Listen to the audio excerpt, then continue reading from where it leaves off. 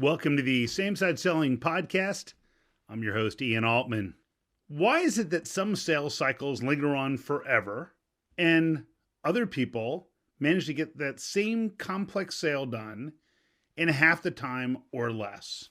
In our Same Side Selling Academy, we often ask people to share success stories, and one of the common themes in recent months has been, our sales cycle used to be 9 months, now it's 4 months. Or, we had a deal that was lingering for 2 years, we took this approach, and it turned into a multi-million-dollar deal in less than 45 days.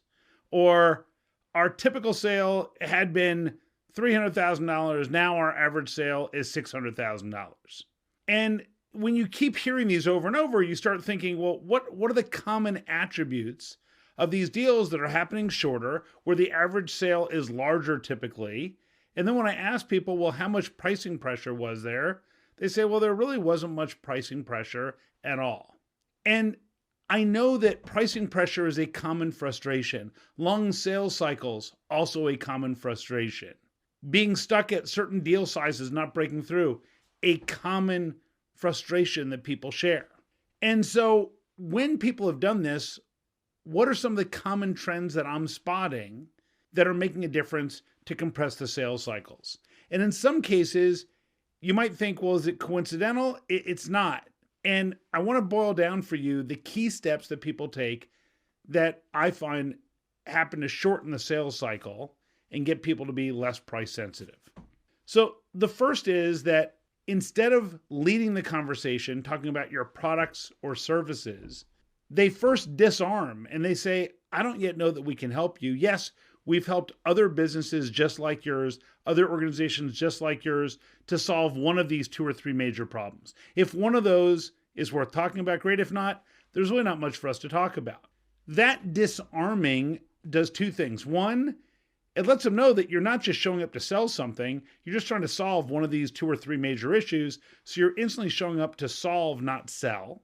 It means the client's going to be more open with you, and if they identify one of those 3 issues as being a priority, you immediately have shifted the conversation from what you are selling to what they are trying to solve or address, which means we immediately are talking about them and not talking about ourselves, our products, our services.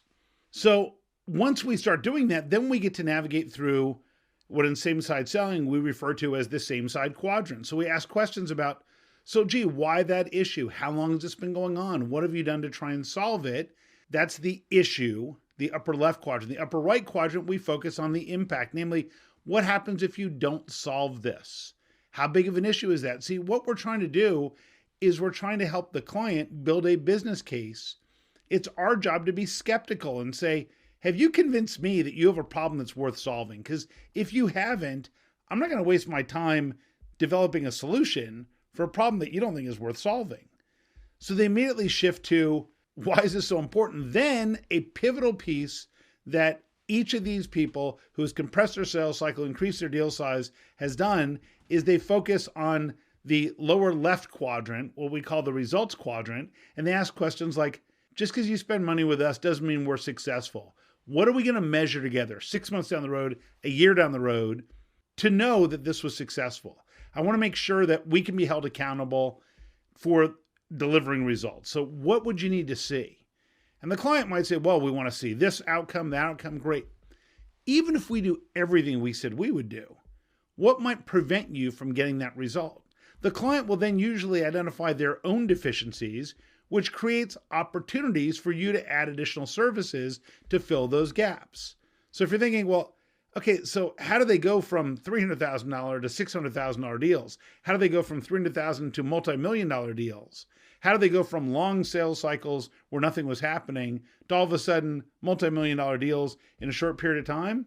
It's because they're having a discussion with the client about why they might need to do this and what success looks like. So the client looks and says, if I don't solve this, it's costing me $5 million. Success would look like not only will we recover that $5 million, but another $10 million on top of that. They just realized that it's costing them $5. They would get 10 on top of it. That's a $15 million value difference. Now the client can say, oh, well, wow, we're solving a $15 million problem. Wow, $600,000 is no big deal to do that. The other key that I'm noticing is that people are doing a great job of differentiating early on in the process. So they use what we teach as the client vision pyramid to identify with their clients and prospects. Here are the 3 different levels of partnerships that you might be seeking if you're trying to solve that problem. The industry is kind of shaped like a pyramid. We identify here's what happens at the effective level, the enhanced level, and the engaged level, which is the pinnacle of the industry, which level you're looking for. Now, the key here is not to get trapped into trying to convince people they want to be at the engaged level. If they only want to be at the effective level, they're not your client. They're just going to focus on price. The deal is probably going to drag on forever.